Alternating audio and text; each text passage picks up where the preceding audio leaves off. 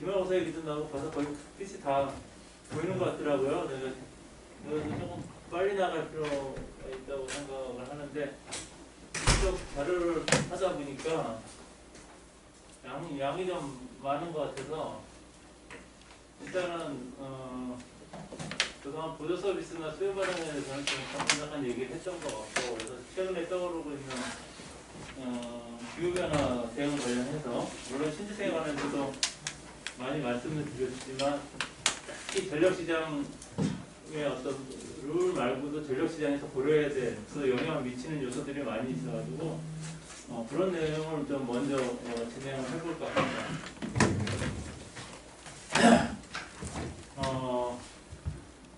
지난 시간에는 이제 용량 그 메커니즘에 대해서 같이 얘기를 나눠봤고요.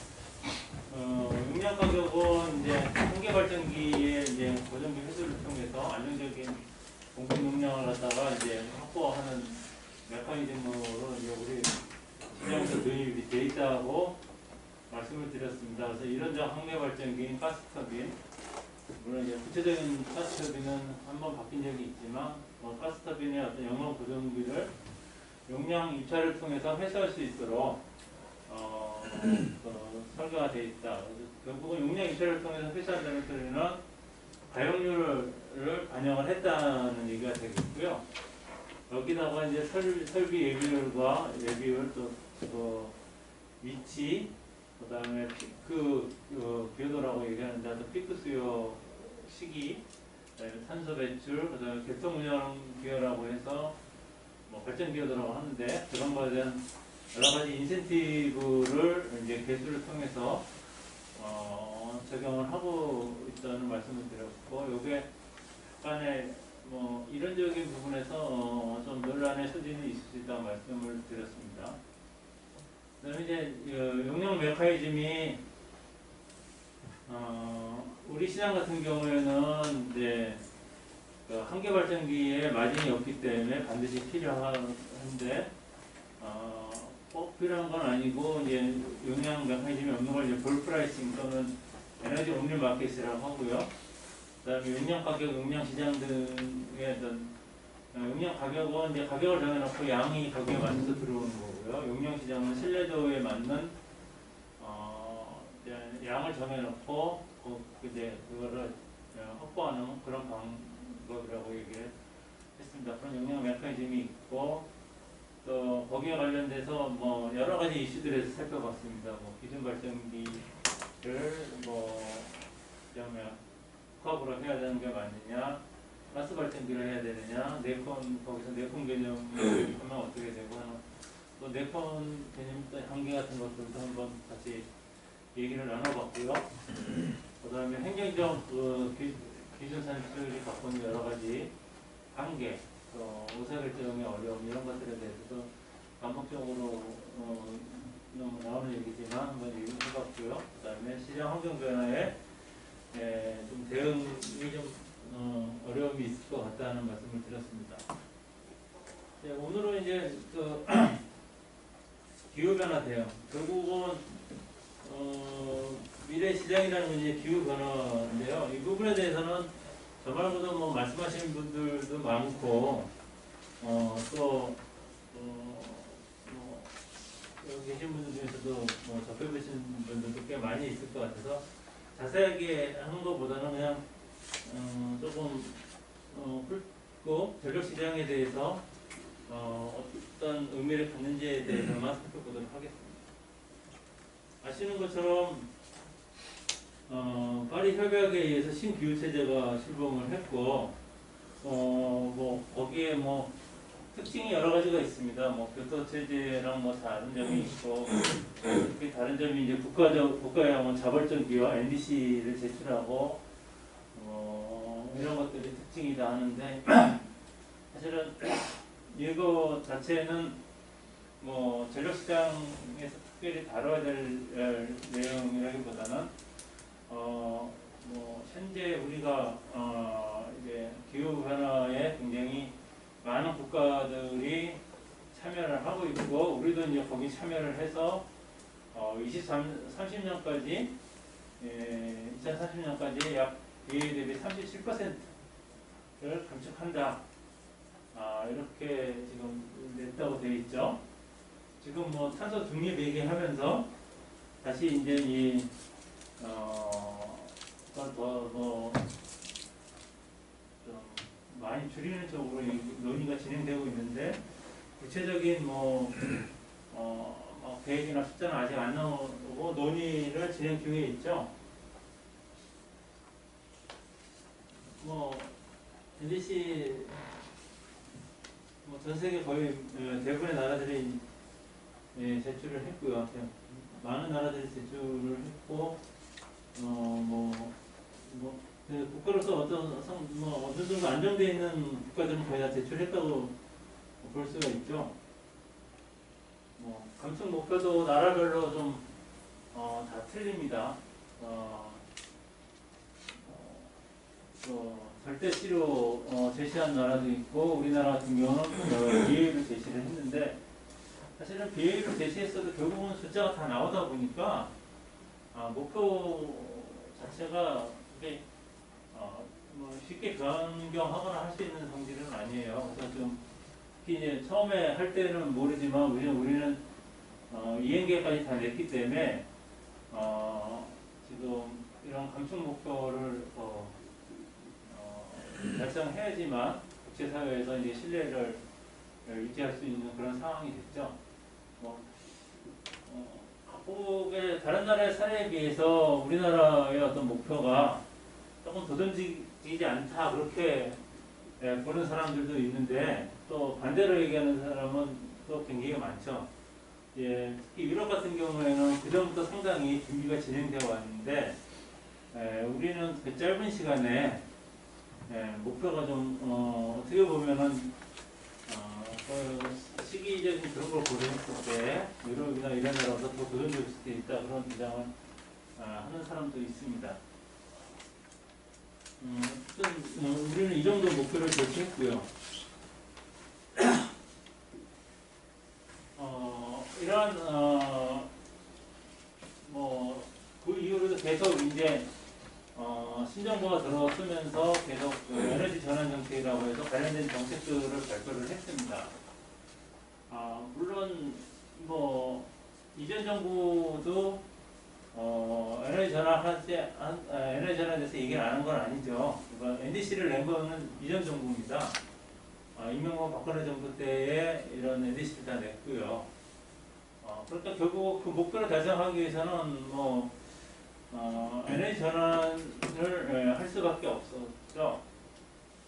우리나라 같은 경우에는 이제 이번 정부에 대해서 조금 에너지 전환을 좀 더 강조하는 측면이 있고요. 그런 것은 약간의 거기다가 이제 탈원전까지 탈원전보다는 이제 원전을 점진적으로 감축시켜 나가자는 정책까지 하는 바람에 좀 더 어려운 과제가 된 건 사실입니다만 우리나라뿐만 아니라 전 세계적으로 이런 탄소를 감축시키기 위한 노력은 계속 해왔다고 볼 수가 있습니다. 그래서 특히 말씀드린 것처럼 이번 정부 들어서는 이제 에너지 전환이라는 걸 굉장히 정책적으로 강조를 했고 여러 가지 전환 정책을 이제 수립을 했습니다. 여기 나와 있는 것은 이제 19년까지의 이번 정부 들어와서의 정책에 대해서 정리를 해본 거고요. 2017년에는 에너지 전환 로드맵이 있었고 거기서는 이제 원전 감축하고 이런 얘기가 주로 나왔죠. 그 다음에 재생에너지 3020 계획을 해서 2030년까지 재생에너지 발전량을 20%를 하겠다 하는 계획을 발표를 했고요. 이런 것이 8차 수국계획에 반영이 됐습니다. 그 다음에 원전 부분에 대한 보완 대책, 그 다음에 태양광 풍력의 어떤 부작용을 이제 완화하기 위한 대책, 그 다음에 이제 최근 들어서부터는 이제 수소 경제, 수소가 또 굉장히 이제 정책에 있어서 많은 역할을 하는 쪽으로 지금 논의가 되고 있고, 최근 저거 하면은 RPS랑 비슷한 그런 제도를 도입하겠다는 얘기까지 이제 나오고 있습니다. 그리고 이제 뭐 이어서 이제 3차 에너지 기본 계획, 그 다음에 에너지 효율 혁신 전략까지 해서 이제 에너지 전환 정책이 재작년까지 이제 진행이 됐고요. 작년 하반기부터는 이제 그게 더 강화됐죠. 2050년까지 탄소 중립을 선언하겠다라고 이제 대통령이 먼저 이제 발표를 했고요. 뭐 이게 사실인지는 모르겠지만 눈치를 많이 봤다고 해요. 우리가 먼저 할 거냐 말 거냐 눈치를 봤다고 했는데 중국하고 일본이 하는 바람에 우리가 할 수 없이 했다. 뭐 그런 얘기도 있고 여러 가지 뭐 뒷얘기가 있는데 뭐 사실 그런 게 중요한 게 아니라 2050년까지 탄소 중립을 달성해야 된다는 게 굉장히 큰 도전 과제죠. 뭐 아직까지 구체적인 계획이 나오진 않았지만 이제 우리 전력 쪽에서 보면 이제 3020까지는 변동성이라든가 유연성 가지고 이 문제를 어느 정도 풀 수 있을 거라고 생각을 했습니다. 그러니까 배터리 같은 모델로 봤을 때는 단주기 모델이죠. 그래서 배터리가 이제 그렇게 긴 시간 동안 운영하는 게 아니라 상대적으로 짧은 시간 운영하면서 변동량들을 신재생의 변화 이런 것들을 흡수하는 쪽 그 정도 의 대책을 이제 고민하고 있었는데 2050 같은 걸 달성하려고 그러면 그런 유연성만 갖고 되지는 않죠. 저장성 결국은 지금의 어떤 중앙고점 발전기가 하고 있는 거는 우리가 수요가 원하는 시간에 발전을 하는 거지 않습니까? 근데 이제 결국은 뒤에도 나오겠지만 이런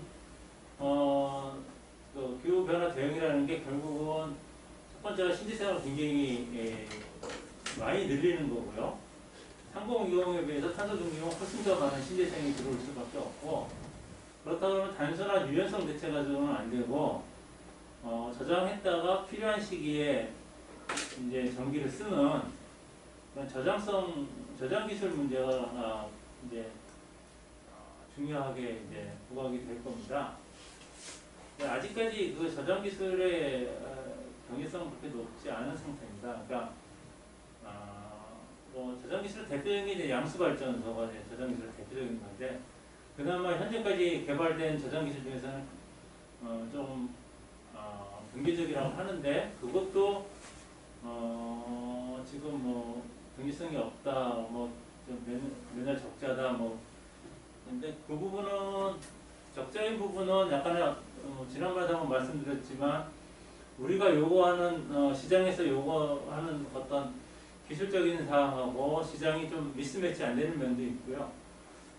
그리고 아직 어떤 기술상 경제성이 조금 돈이 많이 들어가는 측면도 있을 겁니다. 그럼에도 불구하고 아직까지 이제 저장 기술 중에서는 양수가 그나마 경제적인 걸로 되어 있고요. 그런 걸 배터리로 대체하려고 그러면 거의 뭐 그보다 훨씬 많은 돈이 들어가겠죠. 뭐 지금 많이 떨어졌다고 하지만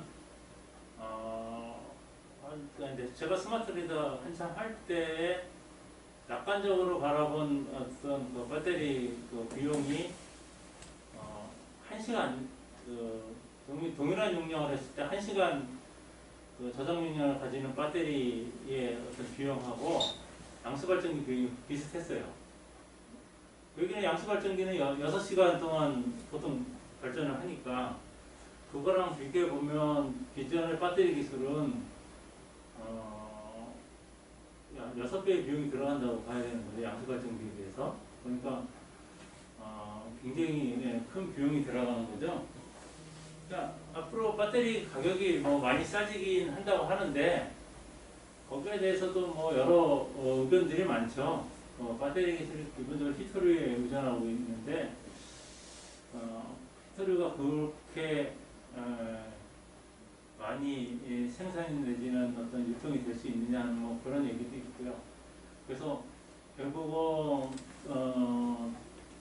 비용 인하에는 어느 정도 한계가 있을 거다 하는 얘기도 있고, 현재까지는 또 뭐 아직까지는 경기성이 없는 걸로 되어 있습니다. 그래서 또 우리가 하는 그런 리튬 배터리 말고 요즘에는 이제 이쪽이 많이 이제 탄소 중립이 얘기 나오니까 이제 저장성 얘기들이 나오니까 우리보다 좀 앞서 있는 그 나라들에서는 이제 중력 발전기, 중력 발전기는 뭐 딴 거 아니죠. 무거운 물건을 갖다가 들어 올려놓고 그거 이제 그 중력의 힘으로 내려오면서 발전하는 거죠. 들어 올릴 때는 에너지를 저장하는 거고요. 내려올 때는 에너지를 생산하는 거죠. 그런 중력 발전기. 그다음에 배터리도 뭐 레독스 흐름전지, 레독스 프로 같은 게 이제 리튬에 비해서 아직 비용 자체는 단주기 모델에서는 오히려 레독스 프로가 리튬 배터리보다는 비용이 많이 들어가는데 장주기 모델에서는 좀 적게 들어간다고 합니다. 그러니까 그런 기술들이 이제 변화들이 필요한 거죠. 그러니까 이제 지금 우리가 여태까지 고민했던 변동성 문제보다도 훨씬 큰 문제를 가져올 수 있는 이제 탄소 중립이 선언이 됐고, 이어서 이제 전력수급 기본 계획이 발표됐는데, 사실은 전력수급 기본 계획은 뭐 전력수급 기본 계획하고 그 다음에 이제 신재생 에너지 기본 계획이 있는데, 여기서는 탄소 중립이 본격적으로 논의되지는 않았습니다. 시차가 별로 없기 때문에 본격적으로 논의되기에는 좀 부족하고, 지금 막 논의되고 있습니다. 이런 탄소 중립을 하기 위해서 아까 말씀드린 NDC를 어떻게 바꿔야 되느냐, 그런 걸 포함해서 지금 막 논의가 시작되어 있는 단계고요. 어쨌든 작년에 부자 수급 기본 계획하고 신재생 에너지 기본 계획이 발표되면서 기존에 했던 3020이라든가 기존의 NDC를 충족시키기 위한 여러 가지 목표를 구체화하기 위한 방안들. 그래서 작년에 뒤에서 다음 시간에 아마 할 것 같은데 나온 탄소 총량제 이런 것들에 대한 계획들이 수급 계획에 실리게 됩니다. 그다음에 신재생 에너지 기본 계획에서는 34년도에 신재생 에너지 발전 비중을 25.8%로 이제 좀 더 당연히 30년보다 한 4년 뒤니까 발전 비중이 늘어나야 되겠죠. 이런 내용들이 이제 작년에 발표가 됐고, 올해 들어서는 이제 그 RPS를 이제 25%까지 상향하는 걸로 했고, 이제 연도별 목표는 지금 제가 알기로는 작업이 중인 걸로 알고 있습니다. 그러니까 이거는 어떻게 보면 자연스럽게 따라오는 거죠. 법이 10%에서 25%로 개정이 됐는데, 지금 우리나라 신재생에 대한 어떤 뭐 양을 규제하는 제도가 이제 RPS라고 할 수 있는데, 신재생의 보급 목표가 늘어났는데 RPS를 그냥 놔두면 그건 서로 앞뒤가 안 맞는 거죠. 그리고 이거가 아직 구체화되지 않고 있는 데다가 이제 뭐 조금 약간 신재생에 대한 에너지 전환 그것 때문에 이제 신재생에 대한 투자가 많아져가지고 지금 아시는 것처럼 REC 값이 폭락을 해가지고 지금 사업자들이 민원이 돼서 뭐 좀 정부가 많은 고민을 하고 있고, 정부도 고민하고 있고, 저희도 고생을 많이 하고 있습니다. 저희가 결국은 신재생 때문에 콜센터가 저희 회사에 생겼는데 많은 사람들이 이렇게 해서 왜 S&P 떨어뜨렸어? 그러니까 저희가 떨어뜨린 게 아닌데 저희 보고 왜 떨어뜨렸냐고 단독적으로. 결국은 그런 사업자들은 소규모 사업자들이 이런 시장의 이론이라든가 이런 거에 제대로 알고 투자했다고 보기는 어렵죠. 어떤 개발 사업자의 어떤 위인에 넘어갔다 뭐 이렇게 볼 수 있는데 개발 사업자는 자기한테 항의가 들어오면 핑계 댈 때는 이제 전력거래소나 정부 핑계를 댔겠죠. 그렇게 해서 요새 REC 값이 많이 떨어졌는데 25%로 되면 REC 값이 다시 올라갈지 모르겠습니다. 연도별 목표가 나와봐야 될 거고 거기에 따른 이제 시장 투자 양에 따라서 또 결정이 달라지겠죠. 그 중에서 이제 우리 이제 전력 시장하고 가장 관련이 깊은 계획은 아무래도 이제 전력 수급 기본 계획이라고 할 수 있습니다. 이제 9차 전력 수급 기본 계획이 이제 전력 시장 저희가 이제 연구 대상으로 하고 있는 쪽에 가장 큰 영향을 미치는 건데 뭐 에너지 전환을 가속화하겠다. 그래서 원전은 점진적으로 감축하고 석탄 발전은 과감하게 퇴출시키거나 해서 감축시키겠다 하는 내용이 들어가 있고요. 그 다음에 이제 폐지 석탄은 에너지로 전환함으로써 이제 전력 공급의 안정성을 보완하겠다. 그 다음에 재생에너지 확대를 가속화하겠다. 이게 이제 기본적인 수급 계획의 어떤 방향이라고 할 수가 있겠는데요. 뭐 앞서 발표된 다른 정책하고 일관성을 유지했다고 볼 수가 있습니다. 새로운 얘기는 아니고 아무래도 관심 있는 거는 결국은 이제 전력 수급 계획은 뭐든지 설비 계획일 텐데 34년까지 77.8GW의 어떤 전력 설비 신재생 그중에서 재생에너지 설비를 가져가겠다 얘기를 하고 있습니다. 전격 용량은 77.8GW고요.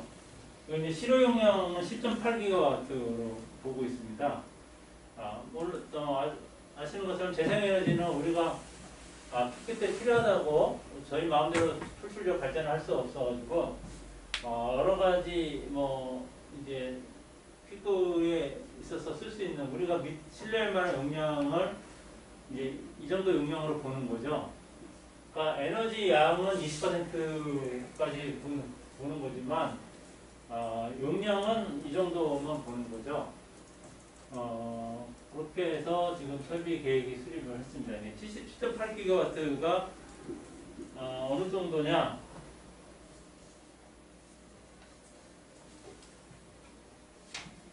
자,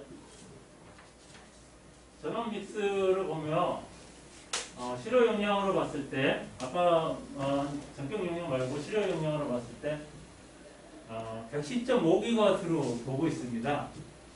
적정 설비 비율까지 포함해서 한 110.5GW니까 총수요는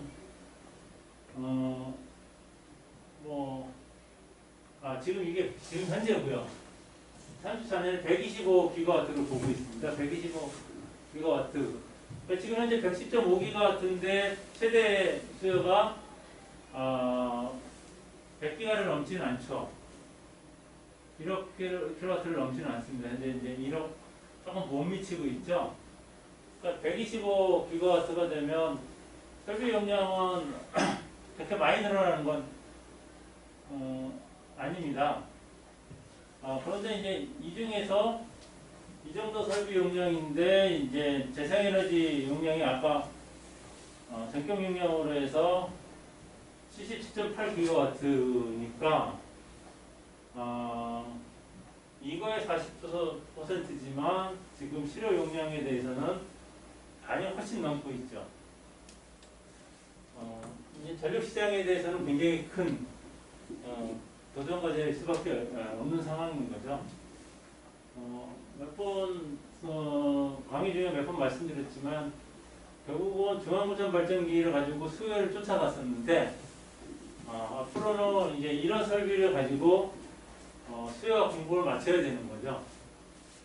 그런 과제가 저희한테 이제 앞에 있는 겁니다.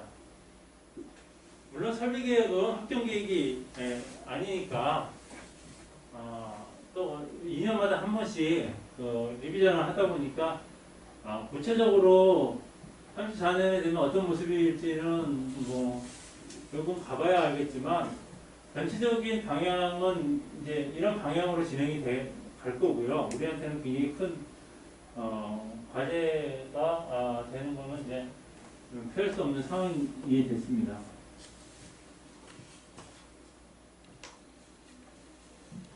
그리고 이제 신재생에 관해서 한 가지 얘기가 있었고 석탄에 관해서도 또 얘기가 나왔죠.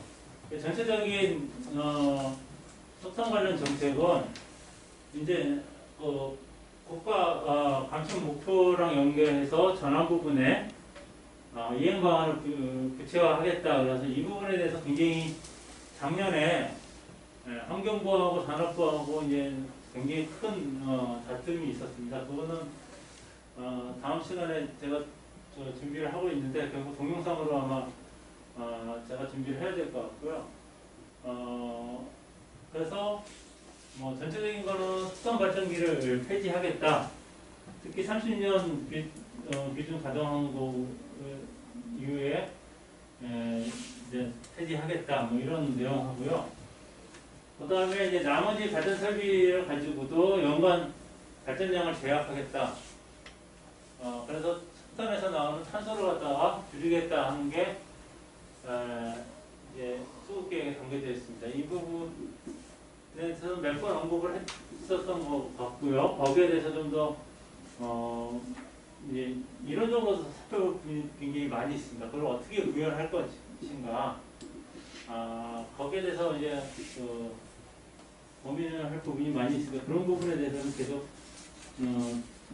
다음 시간에 말씀을 드리도록 하겠습니다. 그 결과 이제 온실가스를 이렇게 전망을 한다. 이제 30년 우리가 NDC가 30년이니까 30년에 23.6%, 17년에 대비해서 23.6% 이제 감축을 하겠다. 뭐 이렇게 지금 반영이 되어 있습니다. 거기 더불어서 우리나라는 미세먼지도 사실은 약간의 시계 문제만 있지 미세먼지 대책도 결국 석탄 발전 줄이는 거고요. CO2 줄이는 것도 석탄 발전량 제약이기 때문에 이론적으로 살펴볼 때는 약간의 차이는 있긴 하지만 대응 부분에 있어서 상당히 중첩되는 부분들이 많이 있습니다. 그래서 같이 한번 다뤄볼 필요가 있을 것 같습니다.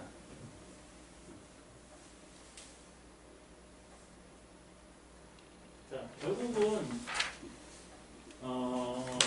기후변화 대응하는 거 관련해서 이제 전력시장에서 맞닥뜨리는 문제는 크게 두 가지 문제죠. 재생에너지 문제하고 연료전환 문제가 될 거라고 생각을 합니다. 앞서서 계속 나왔지만 신재생 얘기 한참 하다가 그다음에 석탄 얘기 나왔죠. 탄소 중립까지 가면 이제 LNG도 문제가 된다고 그래서 부채수급 계획할 때는 LNG 발전기를 수소로 바꾸는데 어떤 문제점이 있는지 검토를 해봤고요. 뭐 예방정비 하면서 번호만 바꾸면 큰 문제가 없다고 합니다.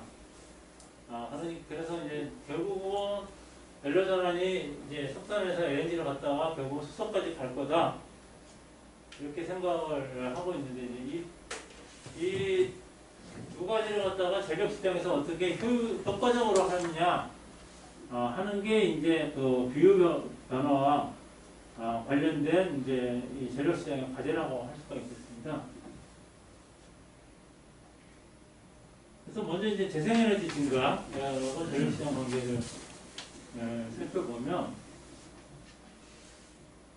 숫자를 보면 아직까지는 이게 뭐 좀 각국 비교를 하다 보니까 기준 연도 자체도 조금 오래됐죠. 오래되긴 했는데 지금도 우리나라 재생에너지 비중이 선진국에 비하고는 많이 차이가 있습니다. 그래서 지금 각국이 이제 재생에너지 보급을 위해서 노력을 하고 있고 우리가 갈 길도 멀다는 걸 알 수가 있고요. 이제 그 중간중간에 많이 말씀을 드렸지만 재생에너지의 특징에 대해서 한번 구체적으로 살펴보려고 합니다. 지금 한 5가지 정도의 특징으로 5가지 아니고 6가지 특징이 나와 있는데 Variable, Uncertainty, Non-Synchronous, Modular, Location, 그 다음에 이제 캐피탈 인텐시브 이렇게 6가지로 지금 했습니다. 그중에 앞에 3가지는 타임 베이스, 그러니까 시간상의 문제점이고요. 그 다음에 이쪽 2가지는 로케이션 관련된 문제고 이쪽은 캐피탈이니까 그 사업 리스크 관련된 그런 특징이라고 할 수가 있겠습니다. 네, 결국은 앞에 2개가 이제 같이 시간상의 문제인데요. 하나는 이게 갑자기 이제 변하는 거죠. 출력이. 재생에너지 출력이 이제 태양광 같은 경우에는 구름이 지나간다든가 아니 풍력 같은 경우 바람 세기가 규칙적이진 않죠. 그런 문제 때문에 라지 댐프라고 그래가지고 변화량이 굉장히 큰 겁니다. 특히 이게 우리가 쉽게 생각하면 풍력의 변화가 더 심할 것 같은데요. 전력계통에 큰 영향을 주는 것은 태양광이 더 큰 영향을 줍니다. 풍력은 그 기별로 보면 변화가 심해요. 근데 스무싱 효과가 꽤 납니다. 그 지역적으로 많이 분산되어 있는 게 이제 이 계통으로 연결되어 있다 보니까 스무싱 효과가 꽤 나는데 태양광도 스무싱 효과가 없는 건 아니지만 태양광은 패턴이 비슷해요. 해가 뜨면 같이 발전이 시작을 하고요. 우리나라 동쪽에서 서쪽까지 태양 비치는 거 차이가 한 10분 정도밖에 차이가 안 나죠. 10분 더 나겠구나. 15분이 15도가 이제 경도 15도가 1시간이니까 우리가 1시간은 안 날 것 같고요. 한 30분, 40분? 그 정도 차이밖에 안 나죠. 그러니까 그러니까 이 날씨가 맑은 날에 태양이 비치고 할 때 아침에 이제 태양이 비치면서 태양광 발전이 막 시작할 때 그 램프 변화가 그러니까 우리 더 커브라고 얘기하죠. 태양광 때문에 수요 커브가 변하는 걸 더 커브라고 얘기하는데 그 더 커브에서 가장 문제가 되는 게 이제 댐핑 문제입니다. 그 댐핑이 이제 주로 태양광에 의한 댐핑이 더 큰 문제로 다가오고요. 그 다음에 이제 포캐스트 문제죠. 예측하기가 힘든 겁니다. 이 문제는 이제 풍력이 좀 더 심한 편이죠. 그러니까 내일 어느 정도 바람이 불어서 발전을 어느 정도 할 거라고 예상을 했는데 그 오차가 큰 거죠. 상대적으로 이제 지금 재생에너지 발전의 이제 대표적인 게 이제 태양광 풍력인데 이 댐프 문제는 태양광이 좀 더 심한 편이고요. 물론 아까 말씀드린 개별 발전기로서는 풍력도 심하지만 스무싱 효과가 꽤 있고 그 다음에 이제 이 포캐스트 문제에 있어서는 이제 풍력이 좀 더 심한 편입니다. 요즘에 우리 날씨 못 맞춰가지고 기상청 욕을 많이 먹고 있는데 바람의 양 예측하는 게 쉽지 않고 오차가 많은 거죠. 그러니까 사실은 수요가 이만큼 될 거라고 예상을 하고 있는데 이만큼 될 거라고 예상을 하고 바람도 이만큼 불 거라고 생각을 했는데 실제 바람이 이만큼밖에 안 불어버리면 이만큼을 결국은 컨벤셔널 발전기가 더 발전을 하든지 아니면 어딘가 저장시켜 놓은 남았을 때 저장시켜놓은 에너지를 가져오는 수밖에 없습니다. 아니면 수요를 차단해야죠. 근데 우리가 수요를 차단하는 거는 좀 전기 사업자로서는 좀 안 하려고 하죠. 특히 판매 사업자인 한전은 이걸 안 하려고 뭐 노력하고 있고요. 판매 사업자가 한전뿐만 아니라 이제 전기 사업자라고 하면 전기를 갖다가 안정적으로 공급하는 게 이제 전기 사업의 일차적인 목표니까 결국은 수요를 차단하지 않으려고 노력하는 건 당연하다고 할 겁니다. 그래서 지금 우리가 신재생에 대해서 얘기하면 항상 얘기하는 게 이 문제죠. 밸런싱 문제. 그 밸런싱 문제를 두 개나 나누면 이 램프 문제하고 포커스 에러 두 가지로 나눠서 저희가 이제 여기에 대응을 해야 된다는 거죠. 또 하나 문제가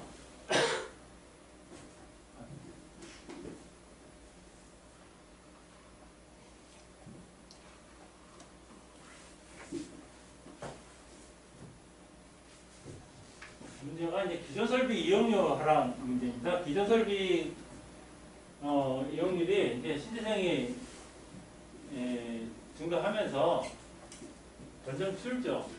근데 아까 그 수목교에서 보셨듯이 설비 용량에 비해서 설비 용량이나 이용률에 비해서 피크 기여도가 굉장히 낮은 편입니다.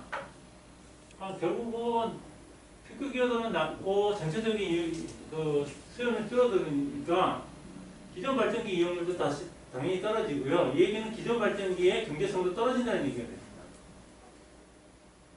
그러니까 이거를 어떻게 식으로 이제 대응을 해야 될 거냐 하는 문제들이 이제 과제로 남아 있는 거죠. 그래서 사실은 기존 발전기로 가지고 이런 어떤 문제를 푼다는 거는 굉장히 비효율적일 수가 있는 거죠. 이용률이 계속 낮아지고 있으니까요.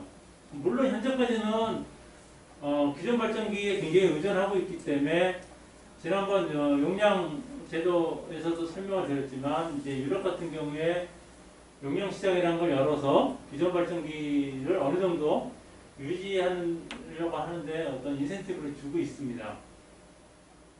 그렇지만 이용률이 굉장히 낮은 상태면 기존 발전기도 이 자본 투자가 굉장히 크기 때문에 효율이 굉장히 떨어질 수밖에 없는 거죠. 그래서 이게 이제 앞으로 과제로 이제 저희한테 다가왔고요. 그러니까 여기에 지금 기존의 컨벤셔널 발전기가 아닌 신기술, 아까 여러 가지 말씀드렸던 저장성 저장 기술이라든가 아니면 유연성 기술 같은 것들이 적당히 여기에 이제 또 포트폴리오로 들어오게 되면 기존 발전기를 줄일 수가 있겠죠. 기존 발전기를 줄이고 그런 신기술로 대체한다고 하면 이 기존 설비의 이용률 저하는 기존 설비는 좀 줄어들겠죠. 지금에 비해서 좀 줄어드는 대신에 이용률은 이제 어느 정도 확보를 하고 그러면 이제 설비의 이용 효율은 그렇게 지금보다 떨어지겠지만 아주 극단적으로 악화되는 것은 이제 피할 수가 있겠죠. 이런 식으로 이제 전력 시장에 영향을 미치게 됩니다.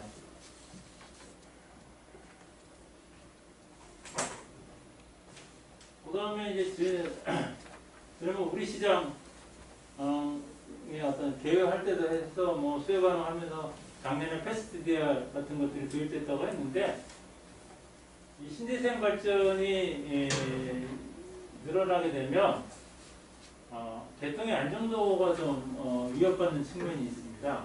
그러니까 지금 현재의 그 제너럴 발전기는 굉장히 큰 관성을 가지고 있어요. 그러니까 그 큰 관성을 가지고 있다는 얘기 자체는 상당한 에너지를 갖다가 이 회전체에다가 저장시켜 놓고 있다는 얘기가 되거든요. 그거를 갖다가 이제 필요할 때 썼다가 다시 저장시켰다 하는, 그러니까 어떻게 보면 이 회전체에다가 에너지 저장을 해놓고 우리 시스템에서 잘 활용을 하고 있는 거죠. 근데 대부분의 실제생 발전은 이제 컨버터를 통해서 이제 하기 때문에 이런 관성이 없습니다. 풍력은 관성이 좀 있어요. 풍력은 아무래도 회전차니까 그것이 이제 인버터를 통해서 계통이 연결되어 있다고 해서, 그래서 사실은 인버터나 이런 걸 통해서 계통이 연결됐다고 해서 관성이 없는 건 아닙니다. 근데 관성이 없게 운전하는 거죠. 사실은 풍력에서 이제 그 약간의 회전체에 에너지 저장한다든가 출력을 좀 적게 한다든가 하면 관성을 얻을 수 있죠. 그렇지만 그렇게 되면 이제 효율적인 이용에서 또 문제가 될 수가 있습니다. 그래서 여러 가지 를 고려했을 때에 현재까지 이제 신재생 발전에서는 관성이 없다.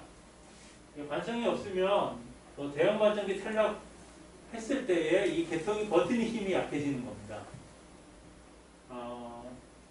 그래서 여러 가지 이제 이 계통을 보호하는 기준이라든가 이런 것들이 새롭게 수립이 돼야 되고요. 추가적으로 이제 이걸 대체할 수 있는 자원들, 그래서 FRESS 같은 것이 이제 중관성이라고 얘기하는 것들이 이제 그런 거죠. 에너지를 저장해 놓고 있다가, 사실 관성도 마찬가지거든요. 회전 에너지로 이제 에너지를 저장하고 있다가 사고가 났을 때 그 저장된 에너지를 급하게 쓰는 겁니다. 굉장히 속도가 빠른 에너지 저장 장치가 관성인 거죠. 그거를 대체한 배터리도 그거 못지않게 빨리 에너지를 공급할 수 있는 그런 식으로 이제 새로운 기술, 이런 것들이 필요로 하게 되는 거죠. 근데 그 다음에 이제 사실은 관성의 문제는 아닌데 이제 서로 보호 협조 문제도 이제 안정도 문제랑 같이 엮여서 지금 할 수 있는 게, 사실 패스DR 나온 것 자체가 이제 신재생의 그 세팅이 잘못되어 있어가지고 주파수가 조금 떨어지면 계통에 문제가 발생했다고 보고 알아서 이제 그 설비를 갖다가 차단하는, 계통과 분리시키는 그런 세팅에 문제가 있는 거죠. 그래서 이제 그 세팅을 지금 바꾸고 있는데, 이 과거의 중앙부점 발전기는 상대적으로 굉장히 크기 때문에 숫자가 많지 않습니다. 저희가 어떤 컨트롤하기가 쉽겠죠. 근데 이런 신재생 발전기 보호 같은 경우에는 쉽게 바꿀 수가 없습니다. 원인을 알았는데도 대체하는데 시간이 엄청나게 걸려요. 돈도 많이 들고요. 발전기, 그 중앙부점 발전기에서 대체하는 거에 비해서 그 어려움의 정도가 비교가 안 되는 거죠. 보통 지금 우리나라 태양광 같은 경우에 거의 대부분이 99kW 나오잖아요. 근데 지금 중앙부점 발전기로 되어 있는 좀 화력 발전기 같은 거, LNG 같은 경우는 대충 50만 그 정도는 되잖아요. 그게 요즘에 근데 좀 작은 편에 속하잖아요. 50만, 100만 이렇게 하니까 50만만 하더라도 그걸 100으로 나누면은 50만을 100으로 나누면 어떻게 되냐? 5천이죠? 하나 조정하면 될 거 가지고 5,000개를 조정해야 되는 상황이거든요. 그것도 지역 전국으로 흩어져 있는 거. 그러니까 참, 이 계통 운영하기가 굉장히 어려워지는 측면이 있죠. 이제 처음부터 계획 단계라든가 아니면 접속 단계 이런 때부터 굉장히 고민을 많이 해서 이 계통 운영에 도움이 되게끔 하게끔 이렇게 의무도 주고 하는 이런 것들, 시스템들을 잘 갖춰 나가지 않으면 계통이 상당히 불안정해질 수가 있고요. 계통이 불안정하다는 얘기는 결국은 전기 사용에 문제가 될 수도 있다는 얘기니까요. 이런 쪽에 이제 안정도 문제를 또 갈 수 있습니다. 그 다음에 이제 일부러 우리나라 쪽은 안 쓰고 이제 이게 또 이 내용들이 대부분 어떤 책에서 이제 번역을 한 거기 때문에, 그러니까 요약을 한 거기 때문에, 신재생 에너지가 이제 전력 계통에서 운영 어렵게 하는 것 중에 하나가 뭐냐면 수요하고 발전 측이 멀어지는 겁니다. 우리나라 계통 운영이 어려운 것도 수요지하고 특히 이제 대형 화력 발전기, 석탄 화력 발전기하고 수요가 멀리 떨어져 있어서 그 다음에 발전원이 집중되어 있어서 이게 좀 계통 운영이 어려움을 갖고 있는데 재생에너지도 약간 그런 경향을 보이고 있다는 거죠. 이게 우리나라도 마찬가지죠. 여기는 고비 사막이 굉장히 큰 에너지 자원이 있는데, 재생에너지 자원이 있는데, 재생에너지 자원은 굉장히 많이 있는데 수요가 없죠. 우리나라도 마찬가지죠. 지금 현재 우리나라 풍력발전기는 대부분 동해안이나 제주도에 있고, 그 다음에 태양광은 주로 전남 지역에 많이 있는데 다 수요가 없죠. 수요가 없으니까 어떻게 되죠? 풍전 문제가 지금 굉장히 심각한 문제가 되고 있죠. 풍전뿐만 아니라 이제 계통 운영에서도 굉장히 어려운 문제를 갖고 오고 있습니다. 그래서 결국은 그러니까 태양광 중에서도 이제 지구용 태양광 같은 경우는 상당히 이제 계통에 도움이 된다고 볼 수가 있죠. 수요하고 직접적으로 연결이 되어 있으니까. 근데 대부분의 어떤 재생에너지 자원이 수요가 좀 떨어져 있습니다. 그런 것들이 좀 어려움을 주는 영향으로 보고 있고요.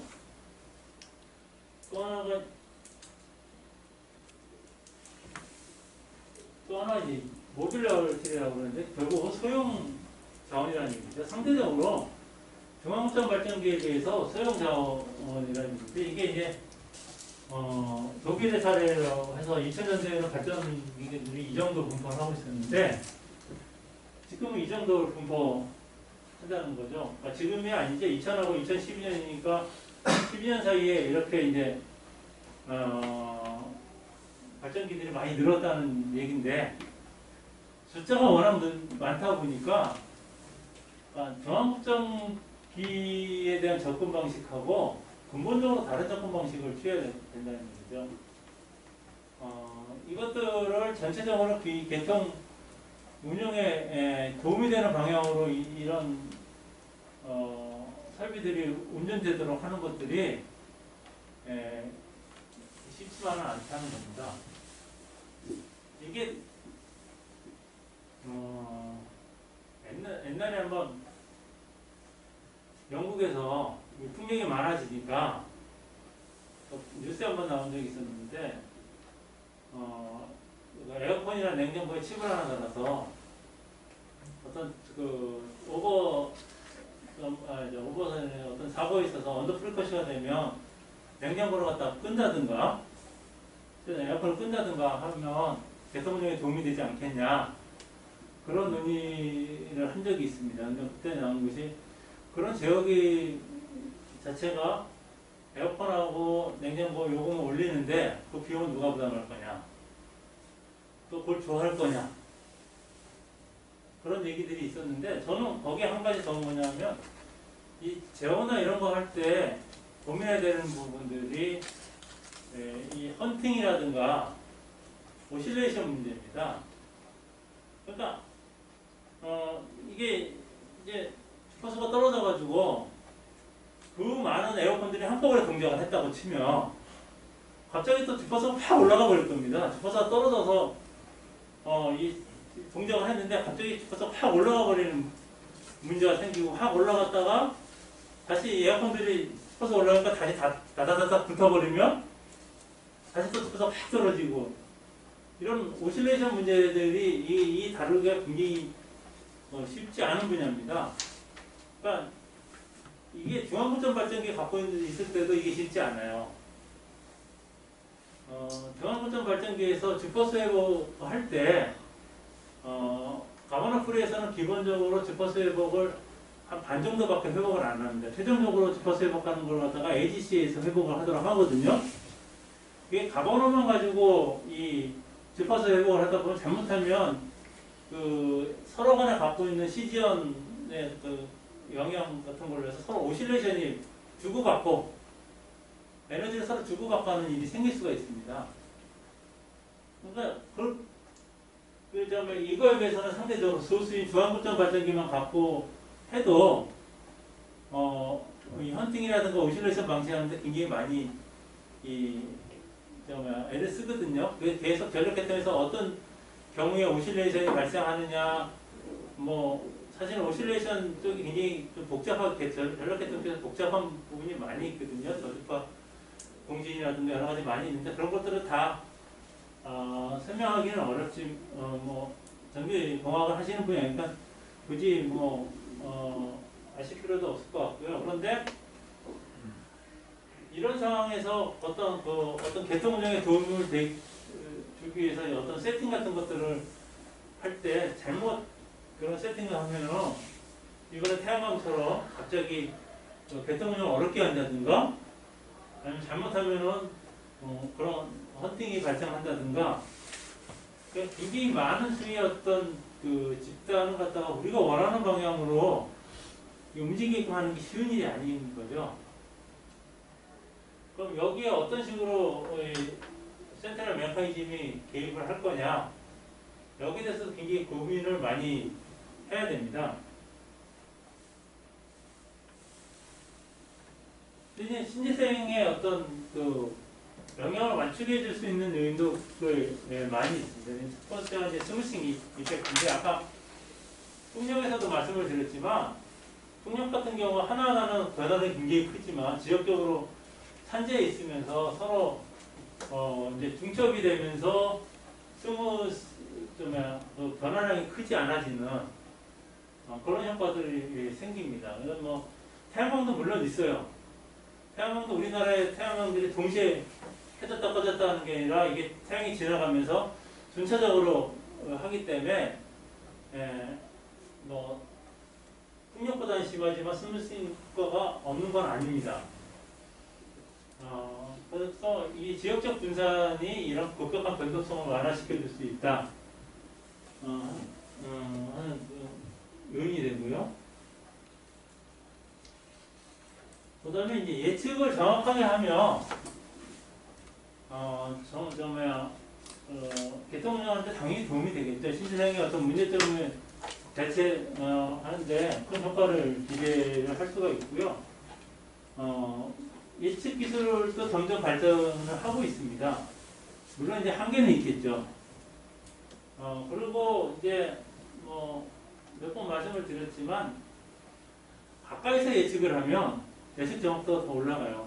어떻게 보면 당연한 얘기일 수도 있는데 또 이것도 이제 단지 쉽지만은 않습니다. 왜냐하면 지금까지 어떤 예측하기 위한 정보라든가 이런 것들이 기상예보 같은 걸 보시면 그렇게 아주 세밀한 시간 단위로 예보를 하질 않아요.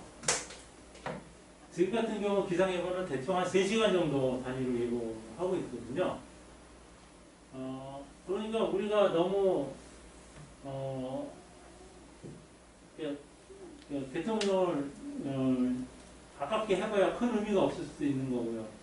그런 주변 기술들하고 어떻게 조화를 이루고 또 이제 몇 번 말씀드린 적이 있지만 거기에 대응하는 어떤 컨벤셔널한 기술들하고도 또 조화를 이루어야 되거든요.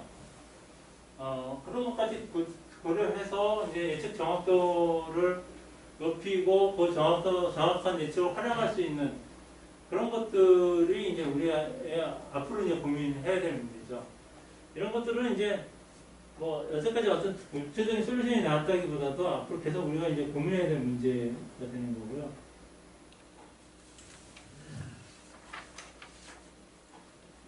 그 다음에 이제 수요 반응 같은 걸 통해서도 유연성을 확보할 수 있다는 거죠. 이미 이제 수요 반응에 여러 가지 프로그램을 통해서 유연성을 어느 정도는 확인을 했고요. 이거를 더 확대할 수도 있는 여지들이 꽤 있을 거라고 생각을 합니다. 이제 그런 부분에 대해서 향후 이제 많은 논의가 진행될 필요가 있을 거라고 생각을 합니다. 그 다음에 이제 기존 발전 자원의 유연성도 그런 영향을 완충할 수 있다고 볼 수 있고요. 그래서 이제 제가 많이 말씀드렸지만 기존 발전소의 유연성이 더 중요해지고 있는데 지금 현재까지 2001년도부터 지금까지 유연성은 계속 떨어지고 있어요. 그것이 지금 현재 시장에서 이 유연성에 대한 시그널을 제대로 주지 못하고 효율에 대한 시그널만 주고 있기 때문에 사실은 효율이 좋아지면 유연성이 떨어지는 건 피할 수가 없습니다. 이 세상에 모두 다 좋아지는 경우는 드물어요. 뭐 하나가 더 좋아지면 하나가 좀 나빠지는 경향이 있는데 사실은 지금의 어떤 시장 시스템이 효율 하나만 지금 잣대로 하고 있어갖고 유연성이 계속 떨어집니다.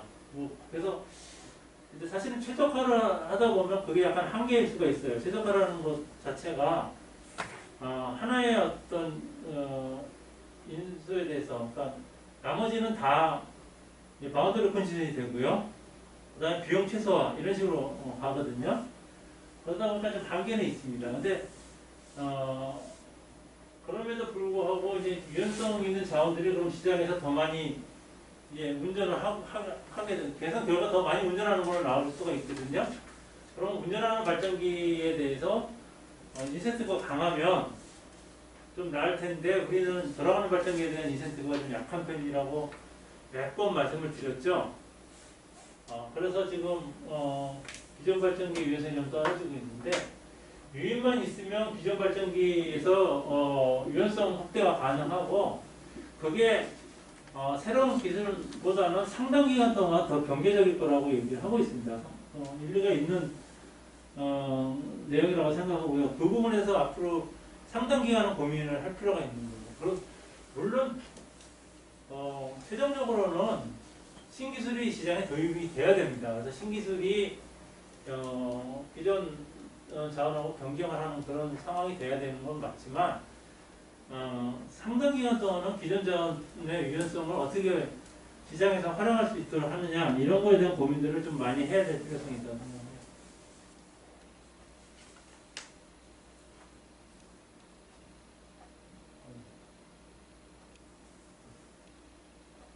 여기까지만 하고 일단 쉬어야 되겠네요. 여러분 이제 그래서 이 신재생 관련 주요 이슈에 대해서 조금 정리를 하면 이제 여러 가지 주장들이 있습니다. 그래서 기사행 변화에 따른 변동성 관리할 수 없다고 주장을 하지만 앞서 말씀드린 것처럼 변동성은 수요 변동성에 비해서 미미하다. 이거는 초기, 그러니까 보급이 많지 않았을 때 얘기고요. 확산이 됐을 경우에 상세 효과가 발생하여 실제보다는 줄어든다. 국소적인 문제 발생 가능성은 있지만 대응할 수도 있다. 그런 주장입니다. 여기 이제 I에서 나온 이 Getting Wind and Sun 온투 그리드라는 책에 나오는 걸 요약을 한 거고요. 그 다음에 재생에너지 보급은 기존 발전소의 높은 비용 부담을 처리한다. 결국 아까 말씀드린 것처럼 기존 발전기 이용률이 떨어지고 배터 운영이 어려워지는 그런 거에 대한 내용인데 초기에는 뭐 영향이 거의 없고 확산기에는 발전기 운영을 동쪽으로 바꾸고 실시간에 가깝게 발전기 운영 계획을 세우고 시장제도 개선할 때 해결이 가능하다. 하지만 제동성이 부진할 때는 문제가 발생 가능성이 있다. 라고 얘기를 하고 있습니다. 지금 현재 우리 이쪽으로 갈도록 시장 개선을 해야 된다는 방향성을 아마 여기서 좀 주고 있다고 볼 수 있고요. 그 다음에 이제 재생에너지 용량에는 1대1 백업이 필요하다. 그러니까 재생에너지 발전이 하나도 안 왔을 때도 대비해야 된다는 얘기죠. 그러니까 기존 설비로 수요에 충당할 만큼 설비를 갖고 있어야 된다는 얘기인데 설비 이용률 기준이 중요하고 여러 가지 시장 배터 운영 개선을 통해서 이 부분도 어느 정도는 완화할 수 있다. 근본적으로는 아무래도 좀 제한이 있습니다. 아까 말씀드린 것처럼 지금 우리 수급계에서도 이 좀 실효 용량을 갖다가 실제 용량에 비해서 아까 7분의 1 정도로 갔죠. 그렇게 이제 한계는 있지만 좀 완화시킬 수 있다. 그 다음에 전력망 관련 비용이 너무 높다. 여러 가지 이제 이와 관련돼서는 뭐 이제 전체 한 15% 정도라고 얘기합니다. 미국 같은 경우에는. 그 다음에 이 송경망 측이 다른 편입도 많다는 얘기죠. 그래서 이 융통이라든가 이런 거. 그래서 이게 이제 비용이 발생하는 건 사실이지만 베니피트 있다는 식으로 지금 얘기를 하고 있습니다. 이제 사실은 이 부분이 우리나라에서 굉장히 많은 이제 앞으로 논란을 가져올 거라고 생각을 합니다. 그다음에 저장은 필수다. 저장은 필수라고 아까 말씀을 드렸죠. 특히 탄소 중립으로 가면 저장은 필수라고 생각을 하고요. 이 책에서는 근데 하나의 옵션에 불과하고 다양한 방안이 존재한다고 얘기합니다. 그래서 여기서는 재생에너지 보급비율 20%까지만 얘기를 하고 있습니다. 이제 이 얘기는 우리가 지금 탄소 중립까지 가면 결국 이제 저장 기술이 필요하고 저장 기술을 갖다가 경제성을 확보하는 게 굉장히 심각한 문제가 될 수가 있습니다. 그다음에 전력 개통을 불안정하게 하는 거는 뭐 이제 VR이 이제 재생에너지 비중에 따라서 달라지고 현재까지는 큰 문제가 없는 것다고 주장을 하고 있습니다. 이제 앞으로는 이제 문제가 될 수도 있죠. 그래서 이 부분에 대한 대책도 수립을 해야 됩니다. 전체적으로 보면 이 책 자체는 이제 재생에너지를 확대를 하기 위해 뭘 준비해야 되느냐, 너무 걱정만 하고 있지 말고 대응해 나가면 차분히 대응해 나가면 할 수 있다. 뭐 그런 취지로 이 책은 주장을 펴고 있습니다. 예, 이번 시간은 이 정도로 하고 10분간 휴식하고 나머지 또 얘기를 나누도록 하겠습니다. 말은 지금 논의는 지금 진행되고 있고 설계도 뭐 여기 진행을 해나가고 있는데 사실은 시장 설계가 어렵지는 않아요. 이게 자체가 시장 설계가 어렵지는 않은데 과연 이 시장을 설계했다고 해가지고 재생에너지가 입찰에 참여할 거냐? 그 부분에 대해서는 퀘스천이 많습니다. 현재까지 어떤 비용 구조로 봤을 때는 안 될 거라고 생각을 해요. 근데 제대로 만들어 놓고 안 들어오게 되면 또 지금 정부는 재생에너지 보급을 더 하려고 하는데 뭔가 또 추가적인 대책을 수립을 하라고 할 건데 그 추가적인 대책을 잘못 세우게 되면 아까 말씀드린 오버서플라이 문제도 발생할 수 있고 여러 가지 문제가 발생할 수 있기 때문에 굉장히 그런 데서 도전 과제가 되는 겁니다. 그런 데서 어떻게 페이드아웃을 시킬 거냐, 또 뭐 어떤 결정하는 중간적인 인센티브를 줄 거냐, 그런 것들이 고민이 되는 거죠. 단순히 시장 원리에 의한 설계 자체는 그렇게 어렵지 않아요.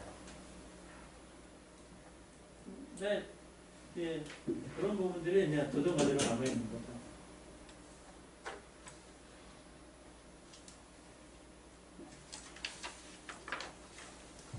그다음에 이제 차단에 대한 얘기인데요.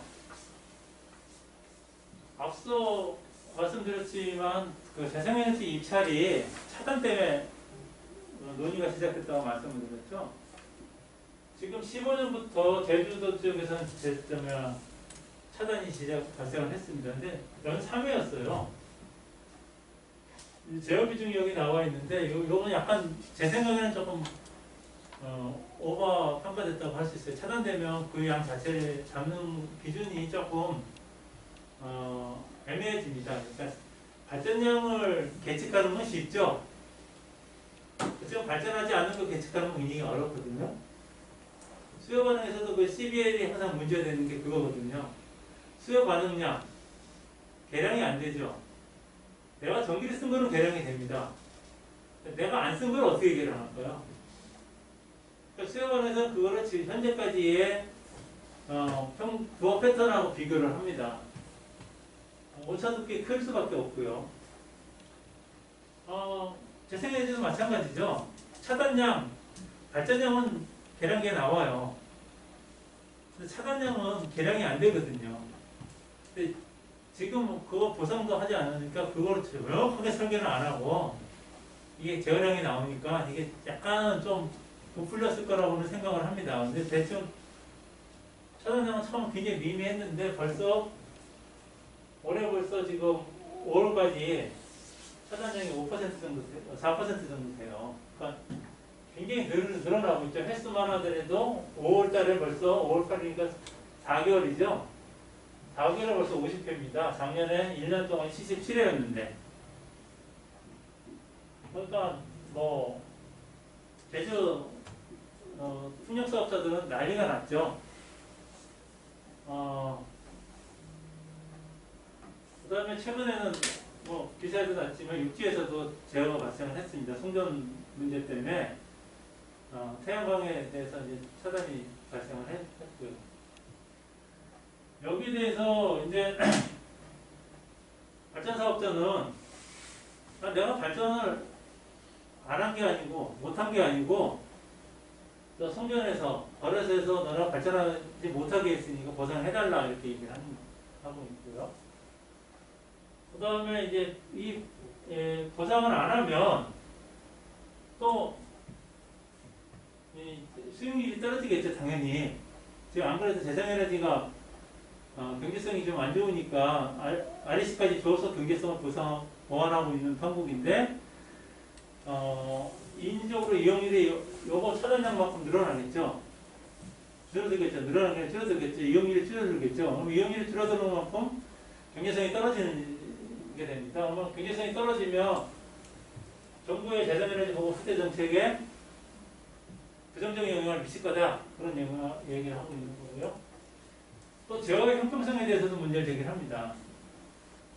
지금 뭐 여기 여러 가지가 들어가 있는데 하나는 이제 공기업 우선이라는 얘기인데 사실 공기업 우선 하지는 않습니다. 근데 뭐냐 하면 공평하게 지금 제어를 하도록 돼 있어요. 근데 지금 그 제어를 전화로 하고 있거든요. 전화로 하고 있는데 민간 기업이 안 받아버리면 오버서플라이 내고 그러면 어떻게 됐어? 공기업 먼저 끊죠. 이런 거 다 해놓습니다. 해놓고 그 다음번에 또 민간 기업 또 해달라고 또 얘기를 하거든요. 근데 어쨌든 결과적으로 보면 공기업이 지금 현재 재량이 좀 많다는 겁니다. 아무리 노력을 해도 그게 사실은 좀 문제죠. 그럼 관계적인 수단을 쓴다든가 페널티를 한다든가 뭐가 있어야 되는데 그게 아직 부족한 상태죠. 앞으로 그게 할 거라고 생각을 하지만 어떤 현재는 좀 그런 문제가 있고 또 하나 문제는 뭐냐면 사실은 지금 신뢰도 고시라든가 규칙이라든가 이런 거 바꿔서 이제부터는 태양광에 대해서도 차단이 들어갑니다. 근데 작년까지는 태양광은 차단 안 했어요. 풍력에 대해서만 차단을 했습니다. 여러 가지 백그라운드가 있어요. 그거에 대해서 이제 하는 게 이제 미보상의 근거인 논리인데 사실 이 사업자들이 허가받을 때부터 차단될 거라고 얘기를 했습니다. 제작거래소에서 미리 그런 문제 제기를 했고요. 풍력 너무 많이 들어오면 제주계통에서 수용을 못한다. 얘기를 했고 그래서 제주도에서 이 제주도 쪽은 사업허가가 전부 다 도청에서 나갑니다. 큰 것도 도청에서 나가고 작은 것도 도청에서 나가고 그러는데 제주도청에서 허가 조건을 달았어요. 허가 조건을 달아서 차단할 수 있다. 허가 조건을 달았고 그래서 허가 조건에 들어가 있고요. 풍력에 대해서는 그 다음에 송년 접수 계약할 때 차단하고 보상 없다고 계약을 다 맺었어요. 그러니까 이 사람들한테는 지금 현재 법적으로 보면 이 사람들이 지금 제어에 대한 보상을 요구하는 것은 계약 위반이죠. 허가 조건 위반이고 그렇게 돼 있고 전기사업법에도 교통 안전을 위해서는 차단할 수 있도록 되어 있습니다. 차단할 수 있는 근거도 다 있고 하다 보니까 차단하고 보상을 안 해주고 있는 거죠. 그 다음에 이 작년까지 태양광 쪽에 대해서는 왜 안 했냐면 거기는 허가 조건에도 뚜렷하게 명시되어 있지는 않았고요. 결국 전기사업법에서의 개통 안정 요 조건에 의해서만 차단할 수가 있었어요. 왜 안 했냐면 사실은 제주도의 태양광이 급격하게 증가한 건 최근입니다. 그 다음에 풍력은 상대적으로 크기 때문에 전력거래소나 한전에서 보고 미리 문제 제기해서 이런 허가 조건 같은 데 반영을 했거든요. 근데 태양광은 99kW다 보니까 제때 경고를 못했죠. 그러다가 갑자기 이제 태양광이 증가하다 보니까 문제가 발생했고, 또 태양광은 또 문제가 뭐냐면 너무 작아요. 우리나라 다 100kg지 않습니까? 그러다 보니까 그거를 제대로 제어하는 것도 쉽지가 않습니다. 근데 여러 가지 이유로 인해서 태양광 작년까지 안 하고 있다가 이제 보시 개정하면서 작년부터는 이제 올해부터는 태양광도 차단할 수 있게끔 하고 있고, 올해 한번 계획이 들어갔다가 상황이 좀 호전돼가지고 안 한 걸로 알고 있는데 그 다음에 또 했을지 모르겠습니다. 4월 초에 그런 일이 한 번 있었는데, 그 다음에 또 하나 미보상이 뭐냐면 논리적으로 우리가 발전을 차단한 게 아니거든요. 그러니까 발전을 이렇게 차단한 것처럼 보이죠. 발전을 차단한 게 아니라 우리가 제어를 구입하지 않은 거예요. 우리가 필요하지 않은 설비가 필요하지 않은 제어가 되어버린 거죠. 어쨌든 전기가 필요하지 않아서 구입을 안 한 건데 거기에 대해서 왜 보상을 해야 되느냐는 문제가 나온 거죠. 물론 내가 구입하기로 사전에 계약이 돼 있다든가 나한테 구입 의무가 있었으면 구입하지 않은 거에 대해서 보상을 해줘야 됩니다. 근데 지금 현재는 구입 의무도 없고요. 구입도 안 했거든요. 그러니까 이런 거가 이제 보상에 대한 요구고, 이제 거기에 대한 반대로서 보상하지 않는 어떤 근거고 그렇습니다. 이래가지고 좀 굉장히 시끄러워요. 정부도 이거에 대해서 굉장히 관심을 많이 쏟고 있고, 이것 때문에 내가 회의 불려온 것만 해도 올해만 한 10번이 넘을 거고요. 내가 참가하지 않은 회의는 아마 내 참가한 거 한 서너 배쯤 될 거예요. 참가할 때마다 뾰족한 대책은 없습니다. 평행선이죠, 이게.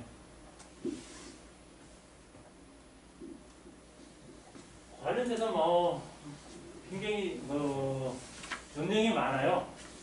실제로 시장별이나 국가별로 보상 기준이 좀 다릅니다. 일본만 하더라도 일본 같은 경우에는 처음에 어느 정도 시간까지는 보상을 안 하고 그 시간을 넘어가면 보상을 한다, 이런 식으로 되어 있습니다. 그렇게 하는 이유는 어느 정도 보상을 안 하는 것이 전체적인으로 효율성이 있어요. 그런 것들 때문에 하고요. 유럽 같은 경우에는 또 이 송전 지역에 대해서는 보상하는 추세입니다. 대신에 송전 요금에서 보상을 하죠. 이제 그렇게 되면 이제 여기에 해당되는 내용인데, 송전 요금에 그 보상 재원이 들어가야 되는 겁니다.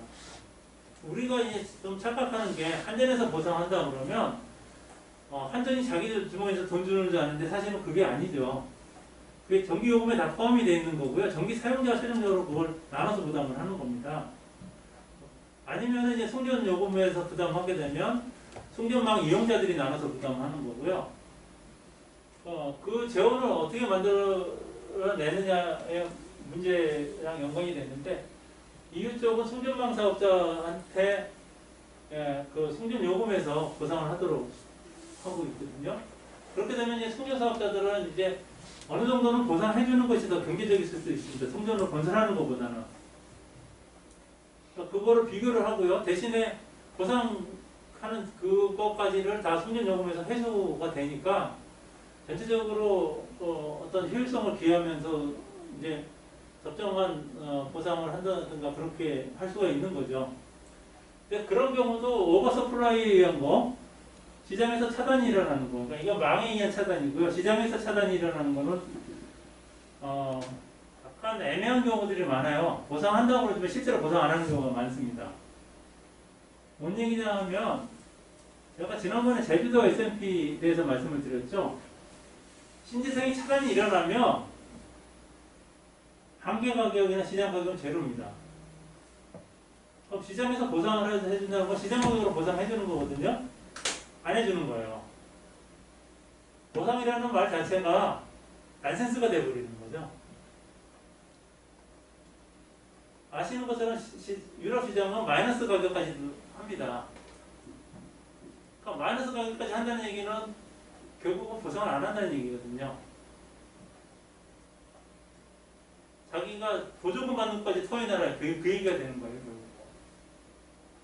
근데 왜 입찰을 받느냐? 결국은 뭐 확인은 안 해봤지만 제 생각에는 그거예요. 특히 이제 우리 지금 무선별 가격을 말씀을 드렸잖아요. 발전사업자는 똑같이 제로를 비딩을 하더라도 제로인 경우는 똑같이 제로다. 근데 만약에 1원이나 마이너스 1원이 되잖아요. 그럼 모선별로 가격이 다 틀려요. 똑같이 1원이나 마이너스 1원을 제시해도 모선별로는 가격이 다 틀리게 되는 겁니다. 즉 기준 모선을 봤을 때 비용이 다 틀리죠. 그러니까 차단이 순서가 정해져요. 근데 그거에 대해서 이제 그거를 채택할 수도 있고요. 아니면 균등하게 차단하는 걸 채택할 수도 있습니다. 이제 동해안 같은 경우는 이제 차단 문제가 발생하면 그런 게 발생을 하는데, 이 발전기 위치에 따라서 효과가 틀려요. 차단 효과가. 이제 그런 것들을 어떻게 고려할 거냐 하는 데 있어서 입찰을 받으면 그런 효과는 있습니다. 근데 어차피 결국은 제로 비딩, 마이너스 비딩을 한다는 얘기 자체는 보상을 안 한다는 얘기나 똑같습니다. 근데 우리 쪽에서 만약에 S&P를 보상한다고 그러면 어떤 문제가 생기냐면, 제주도 원래 제로라고 말씀드렸잖아요. 근데 여러 가지 정치적인 이유로 제로를 안 했어요. 그러면 비용 증가가 굉장히 크게 발생하는 거죠. 그럼에도 불구하고 사실은 보상할 수도 있습니다. 그거는 이제 결국 사회적 합의거든요. 뭐와 똑같냐 하면 지금 REC 의무를 주고 REC 비용을 주잖아요. 그거는 뭐냐 하면 현재 재생에너지가 경제성이 낮기 때문에 국민적인 합의에 의해서 어떤 이 사회 시스템의 합의에 의해서 재생에너지에서 플러스 알파를 주기로 결정을 한 거예요. 그걸 갖다가 이제 방법론으로는 시장 서로 경쟁에 의해서 확보를 하라 이렇게 한 것 뿐이지, 어떤 전력시장에서의 경쟁 논리나 전력시장의 논리에서 주는 건 아니에요. 그러니까 전력시장에서 보상은 회피 비용이 제로니까 이건 사실은 이론적으로 합리적이지 않지만 보상을 할 수도 있는 거예요. 우리가 이제 신재생 확대 정책을 하기 때문에 보상을 할 수도 있는 거예요. 지금 보상을 한다 그러면 그것이 명확하게 어느 정도 수준으로 보상할 건지 합의가 돼야 돼요. 그것 때문에 전기요금이 얼마만큼 그 합의가 과정은 결국 전기요금에 반영한다는 정치적인 의사결정일 겁니다. 그런 게 있어야 되는 거죠. 근데 그 얘기는 또 하나만 한 얘기가, 전기요금을 반영 안 한다고 그러면 누구도 그거 보상할 수 있는 돈이 없죠. 자기 주머니에서 직원들 주머니에서 보상할 수는 없잖아요. 그러니까 결국은 이 전기요금에 대한 사회적 합의가 없으면 이게 보상이 안 되는 거죠. 그러니까 지금 현재는 이거에 대한 합의가 이루어지지 않았다고 보는 거고요. 이거에 대한 합의가 이루어진 다음에는 방법론상으로 어느 쪽이 좋으냐? 저는 이제 이쪽이 좋다고 생각을 합니다. 왜냐면 REC 같은 경우에는 차단되는 발전기하고 차단되지 않은 발전기 지역별로 그거를 갖다가 주기가 힘들어요. 그러니까 이쪽으로 가는 게 좀 합리적이라고 생각을 하고, 이거는 아예 난센스고, 원래대로 하면 제주도 가격을 제로로 해야 되는데 그거를 좀 여러 가지 정치적인 이유로 지금 육지 S&P를 맞춰놨는데 이걸 기준으로 보상한다고 그러면, 시장에서 보상한다면 더 비효율이 발생하는 거고요. 또 잘못하면 모랄레저도 문제도 발생할 수가 있어요. 그러니까 먼저 사회적 합의가 전제가 돼야 되고요. 그 다음에 사회적 합의가 있다고 그러면 성전요금에서 보상해 주는 게 그나마 합리적이라고 생각해요. 그러니까 여기에 대해서도 이제 논리적으로, 이론적으로 검토해야 될 것들이 많은 거죠. 심지어 유럽에서는 이런 보조금 자체에 문제 제기한 사람들도 있어요. 뭐냐면 재생에너지 사업자가 상대적으로 이 전기요금 납부하는 사람에 비해서 경제적으로는 상대적인 강자입니다. 사회적 약자가 사회적 강자한테 보조금을 주는 게 맞냐. 사실 유럽은 대부분 보조금 시스템이니까 그런 논의도 있었어요. 근데 그거는 또 다르게 해석할 수도 있는 거죠. 우리가 신재생으로 가기를 사회적 합의를 받고 그럼 그 신재생의 어떤 생산에 대한 대가를 지급한다고 볼 수도 있거든요. 그러니까 그거를 보조금으로 보느냐 신재생에 대한 그 구매의 대가를 보느냐 그런 문제까지도 고려를 해야 되는 거죠. 그러니까 여기에 대해서도 이론적으로 접근을 해야 될 것들이 굉장히 많은 거죠.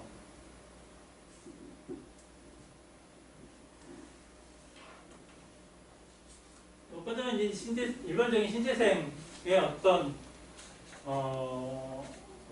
확대, 재생에너지, 신재생에너지, 재생에너지죠. 우리나라 신재생이지만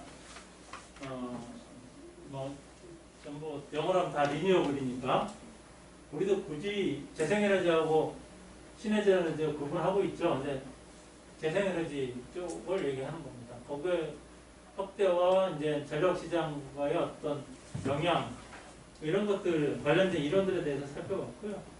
이제 그거와 관련돼서 우리나라가 시행하고 있는 게 RPS 제도입니다. 그거에 대해서 한번 살펴보려고 합니다. 이게 10몇 년도 얼마 안 썼나? 15년. 15년인가? 조금 더 했었던 것 같은데? 12년이죠? 예. 12년부터 이제 RPS 제도 도입이 됐는데, RPS 제도 이전에는 신재생에 대한 보조금이 있었습니다. FIT라는 제도가 있었고요. 그 FIT도 한 10년 정도 했어요. 10년 정도 했다가 이제 RPS 제도로 넘어갔습니다. 사실은 보조금을 준다는 면에서는 비슷하고요. 차이가 뭐냐면 FIT는 보조금의 금액을 미리 정해놓은 겁니다. 내가 태양광을 하면 얼마를 준다. 시장 가격에 100원을 준다. 태양광을 하면 100원을 준다. 그다음 훨씬 높았죠. 한 150원? 그랬던 걸로 기억하는데 500원. 처음에? 이게 500원이에요. 그랬나? 그랬던 건데 500원 그러면 시장 가격이 100원이다 그러면 400원을 보조를 해주는 겁니다. 그런 식으로 최종 금액을 다 기준 가격을 다 미리 정해놓고요. 그러니까 이제 사업하는 입장에서는 안정적으로 들어올 수가 있는 거죠. 그 금액도 이제 주기적으로 이제 조정을 했던 걸로 기억을 하고요. 최종적으로는 많이 내려간 걸로 알고 있어요. 그렇게 어쨌든 그 사업에 참여하는 사람들한테 수익을 보장해주는 거죠. 그러니까 평균 이용료만 내면 그 수익이 보장되는 거예요. 그런 식으로 하는데 대신에 이제 재원의 제약이 있다 보니까 올해는 얼마까지만 하겠다, 내년에는 얼마까지만 하겠다 했는데 그것 때문에 이제 난리가 났죠. 그냥 그 돈 받으려고 빨리 들어가면 빨리 들어가서 우리 해마다 보조금이 줄어드니까 1년 이상 밀리고 그랬습니다. 그때. 그래서 발전소 건설은 오래 했는데 FIT 적용은 2년 뒤에 하고 2년까지는 안 되고 1년 좀 지나서 적용되고 그런 정도까지 간 거죠. 그러다 보니까 이제 그것도 있고 이제 아무래도 이제 FIT가 기반기금에서 주긴 했지만 기반기금도 전부 재정으로 보거든요. 계속 이제 신재생 확대를 하다 보면 재정 부담이 크다. 사실은 그 문제는 좀 저는 약간 좀 방향을 다르게 봐야 되는 게 아닌가 생각을 하는데 기반기금이든 기반기금도 정기금에서 나가는 거거든요. 나중에 보시면 알겠지만 이 RPS도 정기금에서 나가요. 결국은 마찬가지인 거거든요. 전체적인 부담은 전기 소비자가 부담하는 거고요. 근데 하여튼 그 당시에 도입 취지에 보면 재정 부담 완화가 들어가 있습니다. 그래서 하여튼 여러 가지 이유로 해서 이제 10년 정도 FIT 하다가 이제 이 RPS 제도로 넘어왔습니다. RPS 제도는 보시는 것처럼 연도별 그 비율이 쭉 있어요. 이 비율만큼 이제 발전 사업자들, 공급 의무자가 있습니다. 이 공급 의무자가 이걸 사야 되는 거예요. 그러니까 발전량이 100이다 그러면 3만큼의 재생에너지를 사야 되는 거죠. 근데 이게 딱 100kg인데 저희 3kg는 아닙니다. 왜냐하면 이쪽도 가중치가 있어서 좀 복잡해요. 하여튼 기본적인 거는 내가 100이다 그러면 여기서는 3을 갖다 첫 해는 3이고 올해 같은 경우는 8을 내가 이제 RPS로 구입해야 되는 거죠. 이거 조정이 숫자가 좀 이상한데 중간에 조정되지 않는 숫자가 그냥 있는 것 같은데 숫자는 한번 확인해 보시죠. RPS 그 에너지 분해에 들어가면 숫자가 정확한 숫자가 있을 거고요. 이런 제도가 이제 그 RPS 제도입니다. 그래서 공급 의무자는 발전설비 용량 500메가 이상의 발전 사업자로 했고요. 22개의 사업자가 있다고 합니다. 그 다음에 연도별 의무 공급자는 전년도 발전량을 기준으로 합니다. 전년도 신재생을 제외한 그 전년도 발전량에다가 의무 비율을 곱해가지고 이제 REC를 사야 되는 거죠. RPS는 이런 전체 제도를 RPS라고 하는 거고요. REC는 요거 자체를 갖다 증서로 만든 것을 REC라고 합니다. 그 REC를 사도록 한 거죠. 의무 비율만큼 REC를 사도록 해서 이걸 갖다가 이제 신재생 신에너지 및 재생에너지 개발 이용 공급 촉진법이라고 하는 신재생 법에다가 이제 담아놨습니다. 이번에 저거 한 거는 이 한도를 갖다가 25%로 올린 거고요. 그 이제 국가가 통과됐고 연도별은 아직 작업이 안 끝난 걸로 알고 있습니다. 그 전체적으로 뭐 메커니즘 보면 아유 이게 그림 잘못됐다. 이게 이쪽 그림을 이쪽으로 연결해야 된다. 여기서 이렇게 와야 되는데 세로 그리다가 잘못 그린 여기서 이제 그림이 좀 복잡할 때 여기서 이렇게 해서 이렇게 거래가 전력 거래가 이루어지는 거고요. 그러니까 재생에너지가 발전을 하면 전력권 KPX 통해서 KPX 통해서 전력 거래가 이루어지고요. 여기서는 인증서 발급을 에너지 분단을 합니다. 이쪽 부분 그냥 그럼 지워버리시고요. 아예 전력 거래는 상관없으니까 지워버리시고 여기서 신청을 해서 REC를 발급을 받습니다. 발급을 받으면 이걸 갖다가 이제 공급 의무자한테 팔죠. 파는 방법은 여러 가지 방법이 있습니다. 전력거래소가 스팟을 운영하고 있으니까 전력거래소 통해서도 팔고요. 그 다음에 애공단을 통해서, 애공단을 통하긴 하지만 애공단이 중개 절차만 관장하는 겁니다. 실질적으로는 여기하고 여기 거래가 계약이 되는 거고요. 그 다음에 자체 계약을 통해서 이제 재생에너지가 공급사업자한테 인증서를 넘기면 여기 이제 인증서를 구매했잖아요. 그 돈이 들어가죠. 그 돈을 거래소한테 신청을 해서 거래소가 한전한테 청구를 해가지고 이렇게 받아줍니다. 근데 이거 거래소를 통과하는 이유가 이 돈은 그냥 주질 않아요. 복잡한 기준을 여기 거래소에서 만들어서 이게 좀 변경이 되게끔 하는 거죠. 그 비용을 그대로 주지 않고 기준 가격 같은 걸 만들고 또 그 기준 가격을 적용하는 것도 조금 하여튼 비용을 다 주지 않고 조금 깎아서 주면서 약간 경쟁을 유발하는 식으로 그런 식으로 이제 거래소 역할을 합니다. 그렇게 해서 이제 한전이 청구하면 한전이 돈 주면 발전사업자한테 돈을 지급하는 이런 식으로 되어 있습니다. 말씀드린 것처럼 이제 그 공급 의무량을 얻어 구매하는 거는 자체 건설, 계약시장, 현물시장 이렇게 통해서 되고요.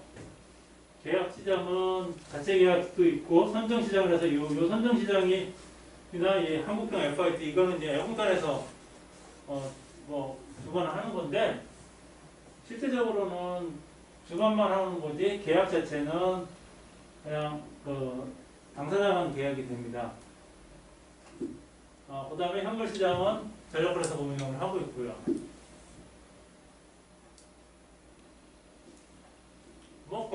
인증서는 결국 발전했다는 증명서나 마찬가지예요. 그런데 이제 거기에 가중치가 있다 보니까 그런 걸 고려해서 이제 에너지공단에서 발급해 줍니다.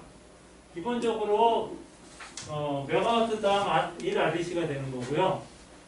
그 다음에 유효기간은 3년이고 그러면 발급 신청은 전력 생산한 때부터 90일 이내가 되고, 그 다음에 메가와트 이하는 다음으로 그냥 넘겨서 하는 이런 식으로 되어 있습니다. 그러니까 그냥 발전량인데 거기 이제 가중치만 곱해서 이제 해준다 이렇게 그냥 간단하게 생각하시면 되고요. 발급 수수료도 있습니다.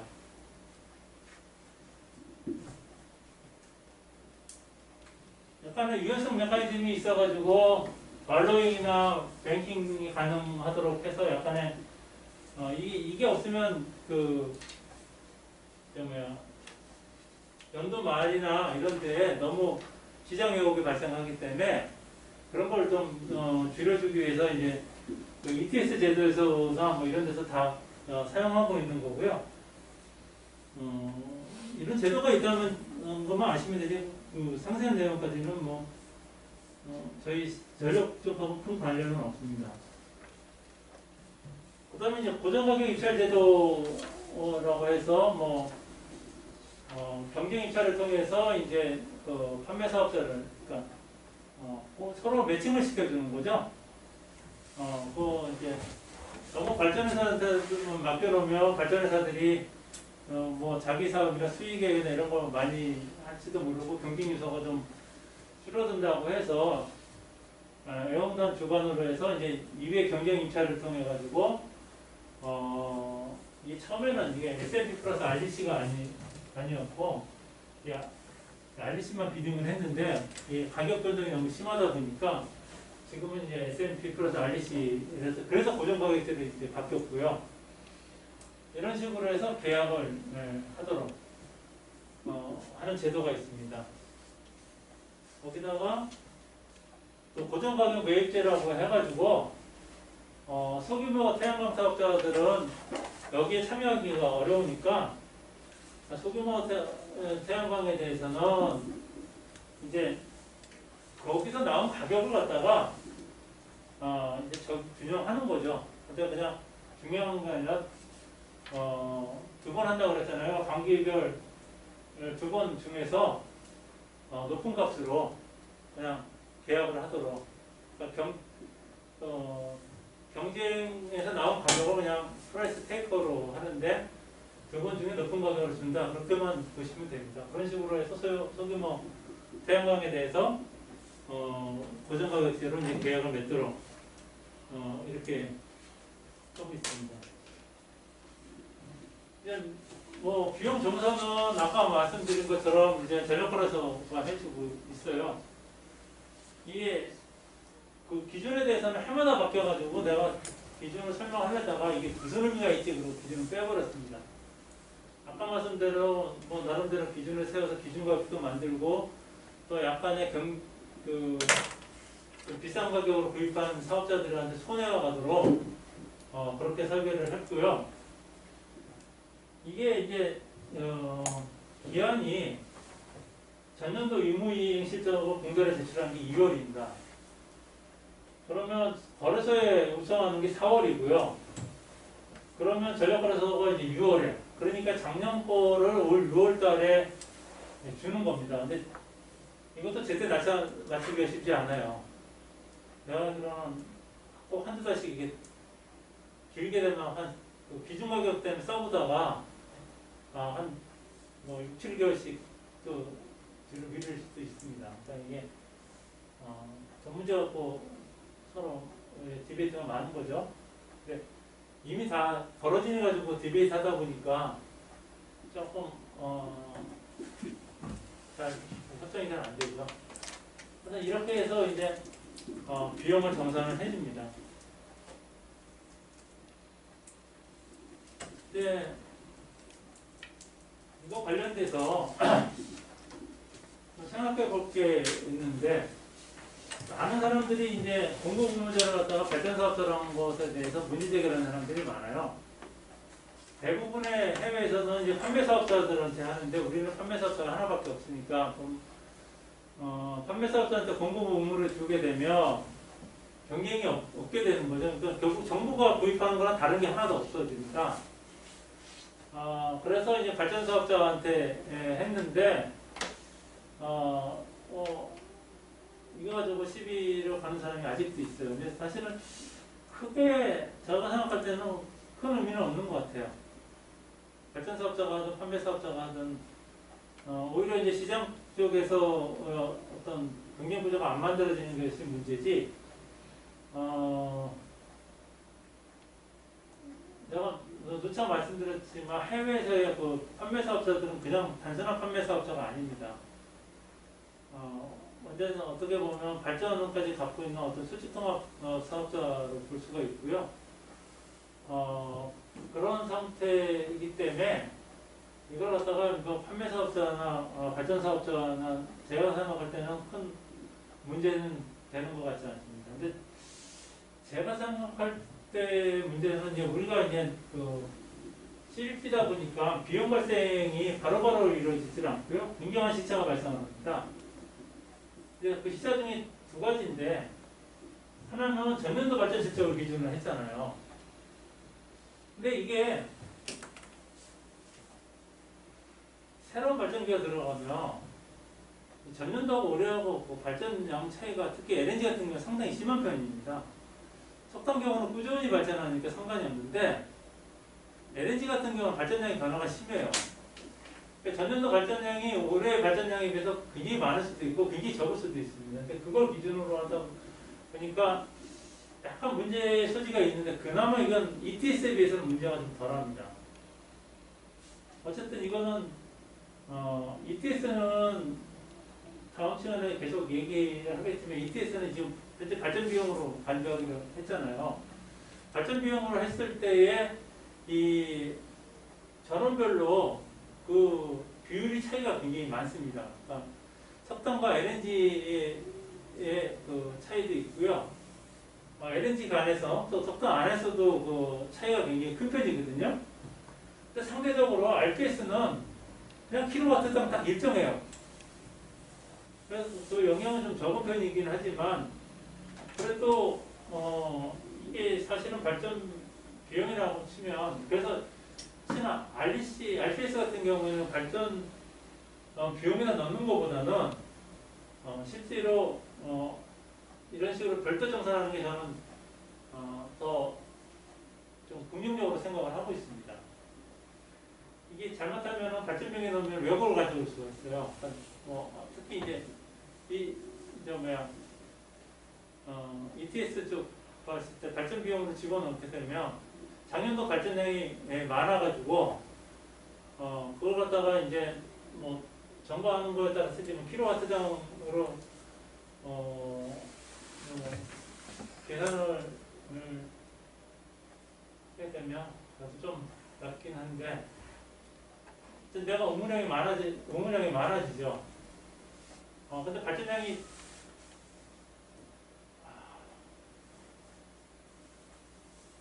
이게 시차에 따라서 반영하는 방법을 또 어떻게 하느냐에 따라서 차이가 발생하는데 잘못하면 그 작년에 발전 많이 한 것 때문에 내가 올해는 굉장히 큰 부담이 되고요. 그 다음에 작년에 적게 한 것 때문에 올해는 적은 부담이 되고 이런 문제들이 발생을 하거든요. 그런 문제점들이 있고 그 다음에 이게 비용 발생 시점하고 정산 시점 차이가 굉장히 많이 나죠. 작년도 꽤 빨라야 올 6월이니까 그런 문제점들도 있습니다. 이행비용 별도 정산에 대해서 이게 사실은 탄소비용 같은 경우에는 지금 결국은 발전 비용에다 넣기로 결론을 내렸지만 이거는 여기까지 별도 정산이죠. 사실은 이게 해외에서도 판매 사업자한테 하는 것도 있고 이게 좀 킬로와트당 비용이기 때문에 그 다음에 이게 그 ETS처럼 전원과는 차이가 없기 때문에 별도 정산을 해도 큰 차이는 없습니다. 근데 ETS 같은 경우는 별도 정산하면 탄소 감축을 인센티브가 좀 왜곡이 되어버리죠. 그래서 근데 ETS 워낙 좀 되게 복잡한 문제들이 많이 포함되어 있으니까 다시 논의하기로 하고 어쨌든 ETS 쪽이랑 좀 다르게 별도통선에도 재화 상관자는 큰 문제는 없습니다. 이제 경쟁효과 쪽인데 다수의 사업자들한테 경쟁시킨다고 목적으로 좀 발전 사업자들한테 했는데 경쟁효과가 충분하냐 이 문제에 대해서는 좀 생각해 볼 필요가 있다고 생각을 합니다. 왜냐하면 우리나라의 어떤 재생에너지 비용이 외국에 비해서 떨어지는 속도가 좀 느려요. 그 얘기는 뭔가 경쟁 환경이 뭔가 좀 부족하다는 얘기거든요.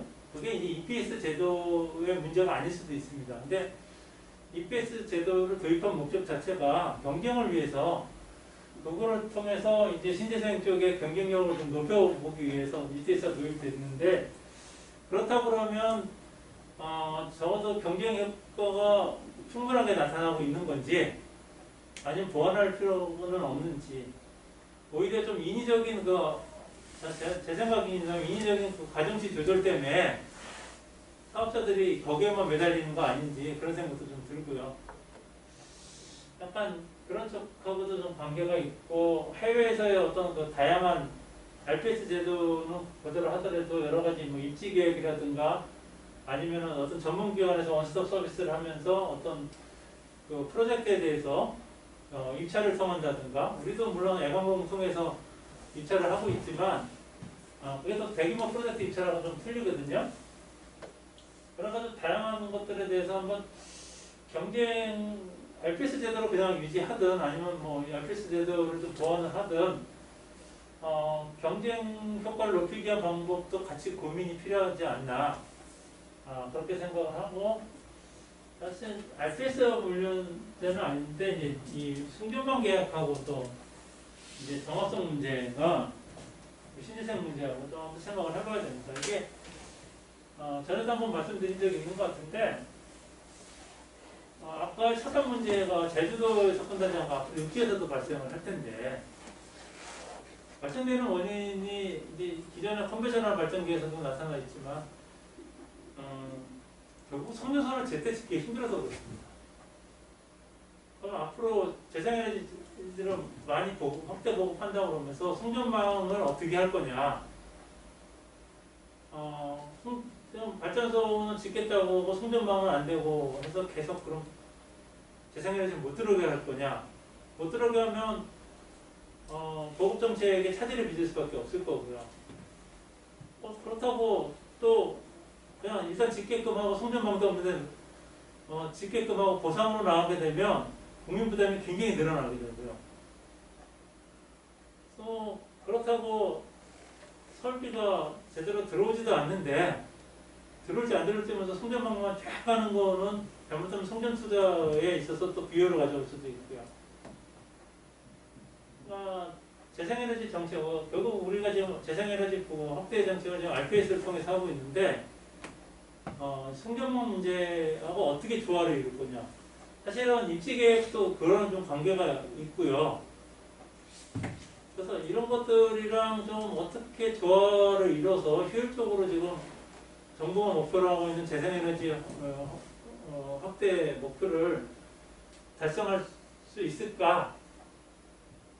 방법론하고 또 이 전력시장하고 또 이 연계 문제 이런 것들을 함께 고민해야 되는데 조금 그 부분이 특히 이제 송전망 부분하고 관련된 고민이 좀 적지 않나.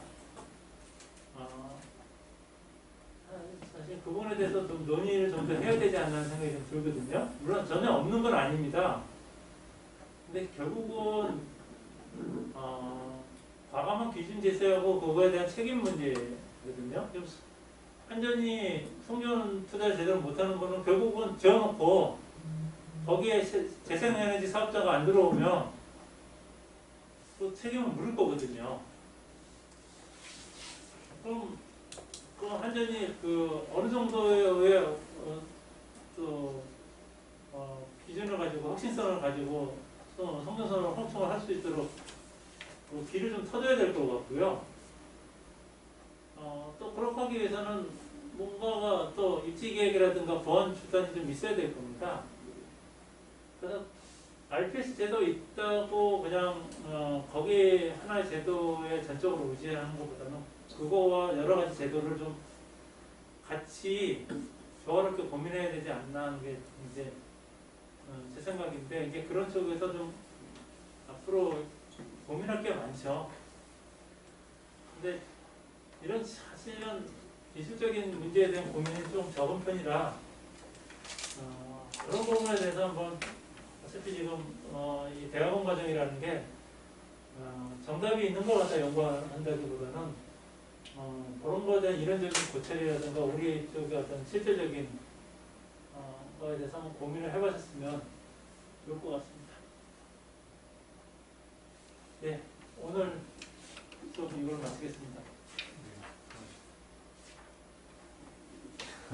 내용이 생각보다 많아가지고